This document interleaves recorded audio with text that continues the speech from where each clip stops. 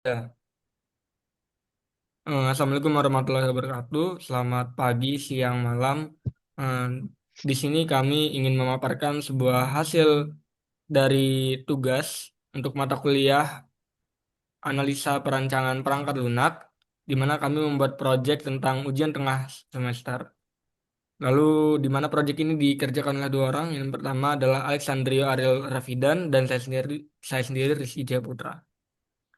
Mungkin untuk penjelasan untuk bab satu dan bab 2 bisa saya serahkan ke Alexandrio. Oke, di sini terdapat bab satu yaitu pendahuluan, di mana di sini pengembangan aplikasi ini dilatar belakangi oleh proses evaluasi hasil praktikum, yang di mana proses tersebut merupakan tahap krusial dalam praktikum, khususnya pada mata kuliah berbasis praktik di lingkungan Universitas Lampung. Jadi sebelum sistem ini dikembangkan, pelaksanaan proses itu masih dilakukan secara manual dengan menggunakan dokumen fisik terpisah atau juga menggunakan platform daring seperti Google Form maupun Quizzes. Nah, sistem manual ini nih kadang-kadang menimbulkan beberapa permasalahan mendasar yang menghambatkan efisiensi dan objektivitas penilaian. Salah satunya itu adalah proses penilaian yang dilakukan itu sangat memakan waktu dan tidak terpusat. Kemudian juga terdapat kendala oleh ketidakstabilan koneksi internet. Nah, itu tuh merupakan masalah-masalah umum di lingkungan lab ataupun kampus. Jadi mengganggu kelancaran ujian atau post-test. Nah, untuk mengatasi hal-hal tersebut, kami membuat aplikasi di mana aplikasi ini dirancang untuk dapat dijalankan secara lokal tanpa memerlukan koneksi internet, serta dilengkapi dengan fitur pengacakan soal dan penyimpanan data terpusat dalam basis data MySQL. Jadi sistem ini diharapkan dapat menjadi solusi untuk meningkatkan efisiensi waktu, akurasi, dan transparansi dalam penilaian post-test praktikum. Oke, di sini terdapat identifikasi masalah dan batasan masalahnya, di mana identifikasi masalah yaitu yang pertama ada proses post-test yang dilakukan secara manual atau menggunakan platform itu memakan waktu lama. Kemudian standarisasi format penilaian yang seragam antar asisten ataupun praktikum. Kemudian penyimpanan hasil ujian yang belum terpusat dan rentan terhadap kehilangan data, dan juga potensi kecurangan yang tinggi akibat tidak adanya mekanisme pengacakan soal. Nah, untuk batasan masalahnya sendiri, sini kami berfokus pada yang pertama yaitu dikembangkan dalam format berbasis web yang dapat dijalankan secara localhost tanpa tergantung pada koneksi internet. Kemudian fokus fungsionalitas utama itu terdapat pada proses post-test, yang dimana di dalamnya terdapat input identitas, pengacakan soal, menjawab soal, dan fitur opsional live coding, serta pengelolaan data hasil ujian oleh asisten. Kemudian terdapat jenis soal yang didukung adalah soal uraian pendek dan studi kasus live coding. Kemudian fitur keamanan sistem itu dibatasi pada akses melalui jaringan lokal dan data hasil ujian tidak dapat diubah oleh praktikan setelah dikirim atau disubmit. Oke, mungkin proses bisnis yang dipilih eh, di sini digitalisasi alur proses praktikum di lingkungan kampus. Jadi alur intinya itu adalah asisten akan menyiapkan bank soal per praktikum, kemudian para praktikan akan datang ke lab dan mengakses website melalui host lokal. Kemudian praktikan dapat mengisi identitas dan memilih praktikum serta jumlah soal. Lalu sistem akan menampilkan soal secara acak sesuai praktikum dan praktikan mengerjakan dan submit. Nah, setelah submit, jawaban akan tersimpan secara terpusat dan asisten dapat merekap atau mengekspor hasil. Nah, untuk fitur yang dikembangkan sendiri itu ada beberapa. Yang pertama ada form identitas. Nah, form identitas ini berfungsi untuk menerima data peserta dan juga standarisasi input dan memungkinkan filtrasi per praktikum. Kemudian ada pemilihan dan pengacakan soal, halaman soal dan area refleksi itu untuk menampilkan soal uraian dan meminta refleksi terhadap pemahaman konsep. Jadi tidak hanya menjawab soal, namun terdapat refleksi yang dapat mengukur sejauh mana para praktikan ini memahami konsep praktikum. Kemudian juga ada penyimpanan sesi dan jawaban terpusat serta opsi live coding. Jadi selain menjawab soal-soal, praktikan juga diuji terhadap pengetahuannya melalui live coding berikut. Oke, kemudian juga ada fitur export CSV di mana Fitur ini untuk filter hasil per praktikum dan unduh agar data itu lebih gampang dipantau. Kemudian di sini terdapat mekanisme mendapatkan kebutuhan fungsional dan non-fungsionalnya terbagi menjadi beberapa, yaitu wawancara dengan asisten maupun koordinator praktikum, kemudian observasi alur post-test di lab, kemudian ada studi dokumen, prototyping, dan juga referensi akademik.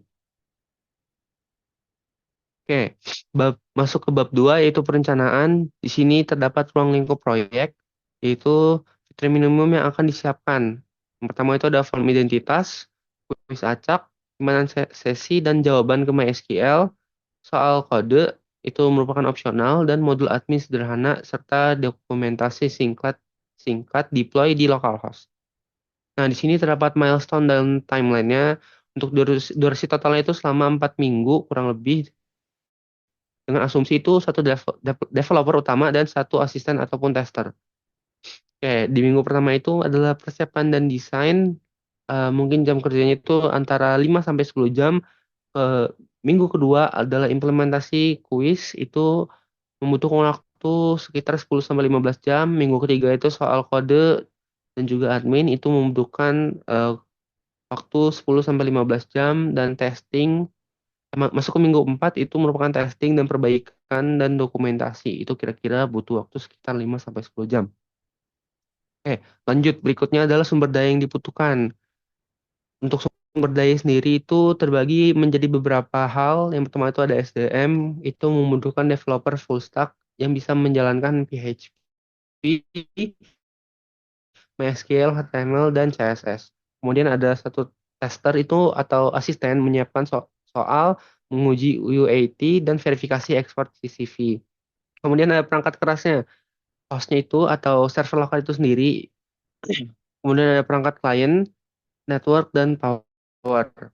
Kemudian untuk perangkat lunak yang digunakan itu ada XMPP, editor kode seperti VS Code, dan PHP MyAdmin. Untuk estimasi biaya sendiri itu dibagi menjadi tiga, dapat dilihat di sini. Untuk estimasi totalnya itu sekitar di angka 3,6 juta sampai 5,8 juta. Oke. Kemudian terdapat risiko utama dan mitigasinya, di mana risiko utama itu adalah pemadaman listrik saat ujian. Nah, mitigasinya itu bisa menggunakan UPS atau power bank. Kemudian kegagalan host. Nah, mitigasinya itu gunakan host dengan spesifikasi cukup. Kemudian masalah koneksi LAN atau WiFi itu mitigasinya adalah sediakan jalur kabel Ethernet jika memungkinkan. Kemudian pengunggahan file berukuran besar atau upload gagal. Nah, mitigasinya itu adalah batasi size upload file, misalnya itu 3 megabyte, dan tampilkan pesan error yang jelas. Kemudian mitigasi kecurangan atau cheating itu pengacakan soal tadi, kemudian juga dijalankan di jaringan lokal. Mungkin bisa lanjut, Rizky. Jadi kita lanjut ke bab 3, di mana bab 3 ini membahas tentang metode penelitian, di mana pada pengembangan aplikasi proses praktikum kami itu terdapat beberapa siklus untuk perangkat lunaknya atau kita menggunakan SDLC-nya, di mana ada tahapan requirement, design, implementasi, tes, deploy, dan maintenance. Kita lanjut ke 3.1 di mana terdapat siklus hidup dari perangkat lunaknya. Yang pertama adalah fase perancangan dan inisiasi atau planning, di mana pada fase ini kami berfokus pada penerapan ruang lingkup, tujuan, dan batasan proyek, di mana kegiatan utamanya meliputi pertemuan kick-off dengan stakeholder untuk menyepakati fitur minimum atau MVP. Contohnya adalah form identitas, mekanisme pengacakan, penyimpanan jawaban, modul soal kode, dan ekspor CSV.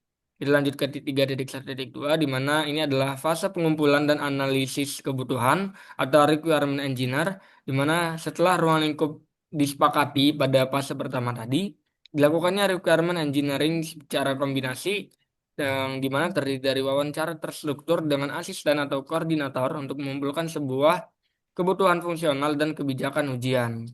Karena ada observasi pelaksanaan post-test manual untuk menangkap hambatan operasional, serta studi dokumen yang berisi format penilaian aturan akademik untuk menetapkan struktur dan data keluaran fase ini adalah spesifikasi kebutuhan fungsional dan fungsional yang jelas.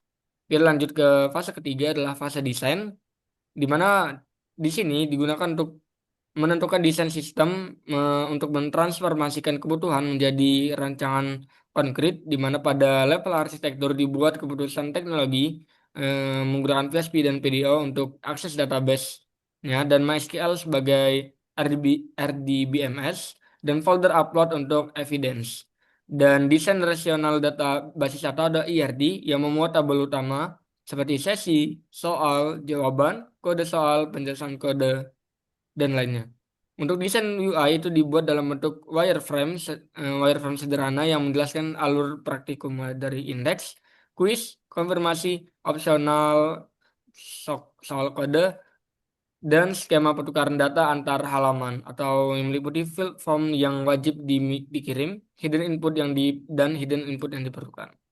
Untuk keamanan dan validasi itu dimasukkan sejak desain, di mana misalnya itu ada aturan penggunaan prepare statement, sanitasi output, dan validasi MIME atau ukuran file uploadnya.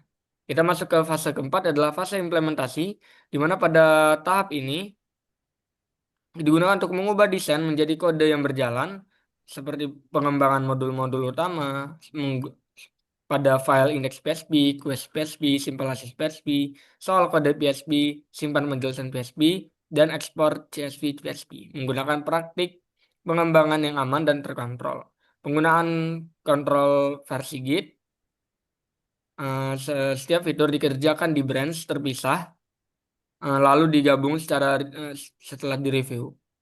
Kita lanjut ke fase pengajuan, di mana ini merupakan fase pengujian untuk dilakukannya secara berlapis, di mana pertama untuk memastikan alur utama itu berfungsi, lalu integrasi untuk memeriksa relasi antar sesi, jawaban, dan ekspor CSV, serta UAT atau user acceptance test, di mana di lingkungan LAN dengan beberapa perangkat secara bersamaan untuk menguji kondisi realnya. Setelah itu dilakukannya pengujian kondisi batas atau edge case, di mana seperti jumlah soal minimal atau maksimal, praktikum tanpa soal, atau upload file melebihi batas. Untuk aspek keamanan diuji secara fungsional untuk memastikan input disanitasi dan file berbahaya ditolak. Hasil pengujian didokumentasikan dalam task plan dan bug report, di mana bug dikategorikan berdasarkan severity dan dimasukkan ke backlog perbaikan.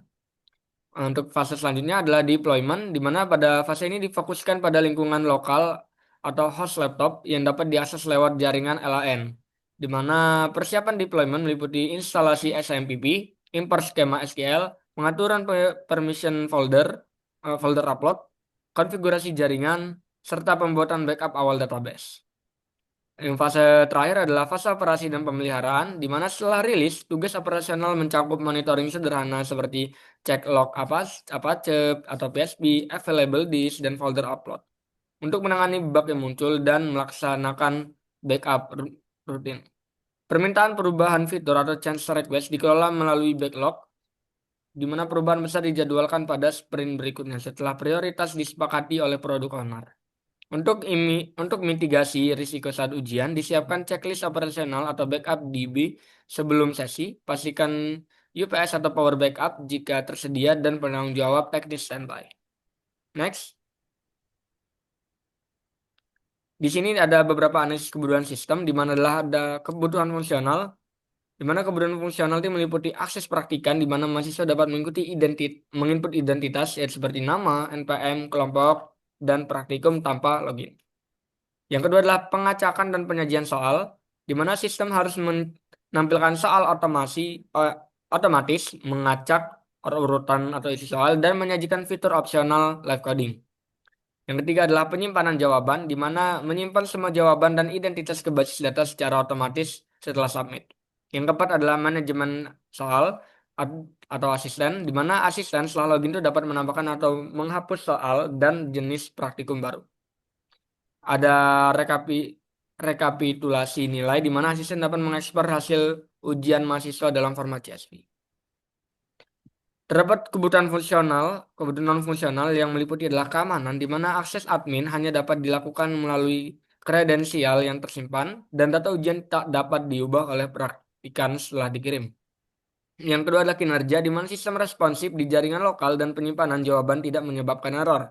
Yang ketiga adalah kendala, di mana sistem berfungsi tanpa koneksi internet dan data disimpan secara permanen di basis data MySQL. Yang keempat adalah kemudahan pengguna, di mana antar UI itu dirancang sederhana dan mudah dipahami oleh praktikan.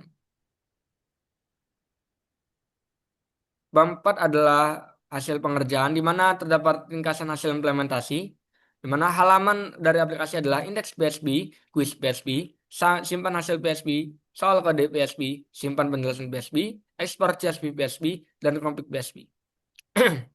Lalu database-nya itu menggunakan tabel sesi, soal, jawaban, soal kode, dan penjelasan kode.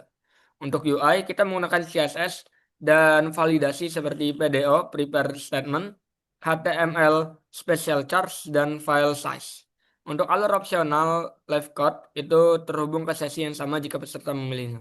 Dan fitur ekspor CSV yang bisa memfilter berdasarkan praktikum. Next.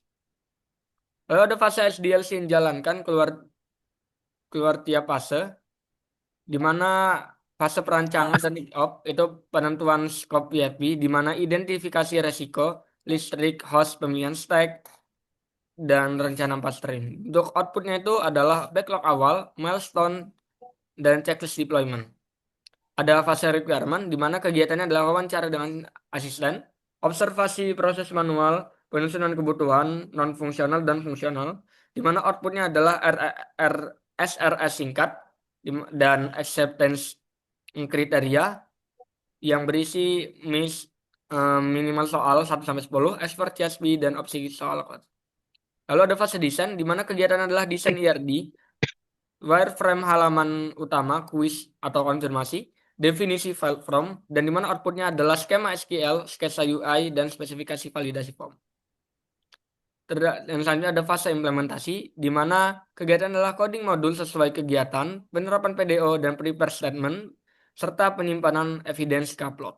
Outputnya adalah berkas PHP, CSS, JS, branch git per fitur, dan sampel data soal. Terdapat fase pengujian, di mana smoke test alur end-to-end, integrasi tes, UAT kecil, dan edge case test. Lalu ada upload melebihi limit. Untuk outputnya adalah laporan bug dan perbaikan, serta verifikasi acceptance kriteria. Lalu ada fase deployment, di mana kegiatan adalah import skema ke MySQL, konfigurasi host lokal, serta cek permission upload. Di mana outputnya adalah aplikasi berjalan di LAN, dokumentasi deployment, README, backup streak, contoh. Lalu ada fase operasi dan pemeliharaan, di mana kegiatan adalah monitoring sederhana, backup rutin, penanganan bug, dan change request lewat backlog, di mana output adalah change log, dan backup DB.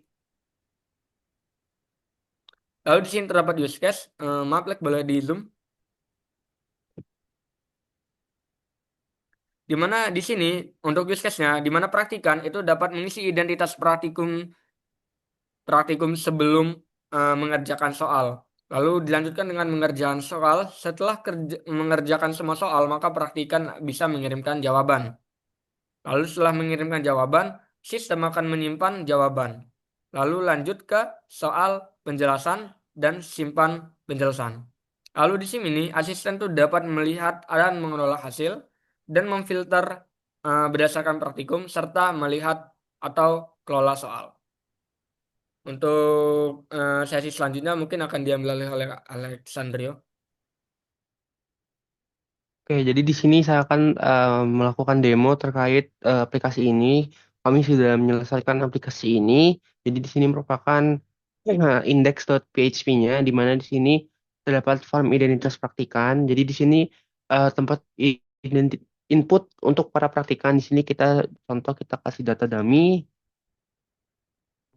dummy.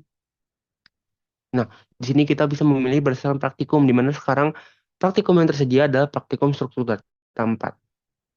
Kemudian jangan lupa jika kita ingin melakukan soal live coding, jangan lupa untuk mencentang atau checklist bagian ini.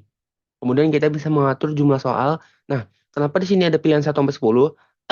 Praktikan diberikan opsi untuk berfokus kepada live coding maupun dia berfokus kepada banyaknya soal yang dikerjakan. Jadi misalnya dia ingin fokus mengerjakan soal live coding, itu bisa memilih jumlah soal yang lebih sedikit dan juga begitu sebaliknya.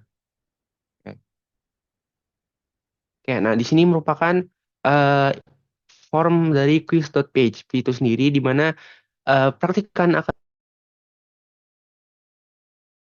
diberikan soal secara acak sesuai dengan pilihannya tadi dan sesuai filter praktikum. Nah, di atas itu terdapat pemahaman konsep atau refleksi, di mana di sini praktikan dapat menjelaskan terkait struktur data apa saja yang telah dia pelajari dan juga apa saja yang membuatnya unik. Contohnya, terdapat jelaskan thank you. Kemudian di bawahnya terdapat soal-soal yang eh, terinci atau soal materi dari praktikum yang telah dipilih itu. Nah, di sini terdapat soal membahas terkait minimal 6 operasi utama pada stack. Jadi kita bisa mengontrol soal-soal apa saja yang keluar di sini dengan cara memasukkan soalnya itu sesuai dengan praktikum atau filter per praktikum.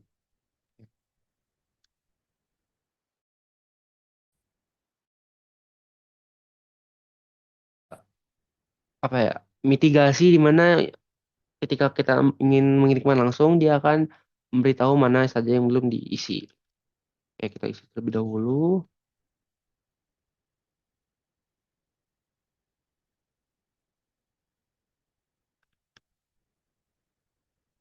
Oke. Nah, kemudian ketika dipencet itu jawaban akan langsung tersimpan ke database dan jika praktikan menyentang atau memencet tombol checklist pada live coding, nah dia akan diarahkan ke soal kode.php ini di mana akan diberikan sebuah studi kasus dan praktikan akan mengerjakan baik di text editor, VS Code, Sublime dan lain-lain. Lalu setelah mereka membuatnya, mereka bisa melakukan upload file di sini. Oke. Oh.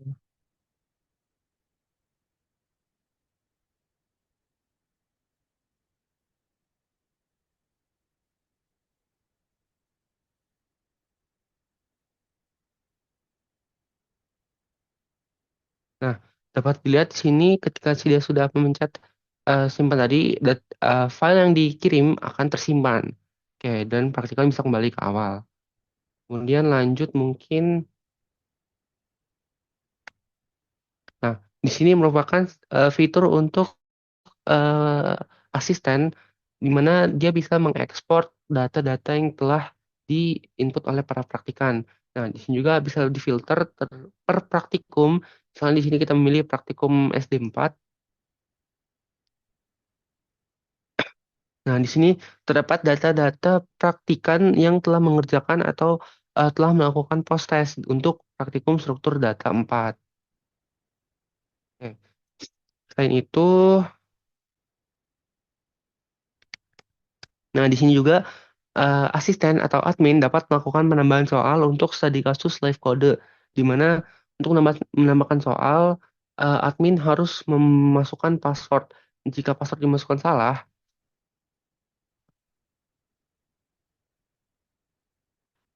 nah, aduh,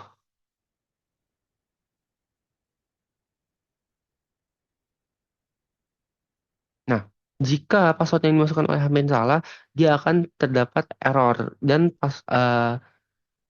studi kasus yang dimasukkan tadi tidak akan diterima. Mungkin cukup sekian presentasi dari kami, saya kembalikan. Jadi mungkin sekian adalah pemaparan proyek dari mata kuliah PPL yang kami buat. Kurang lebihnya kami mohon maaf jika ada salah dalam pemaparan.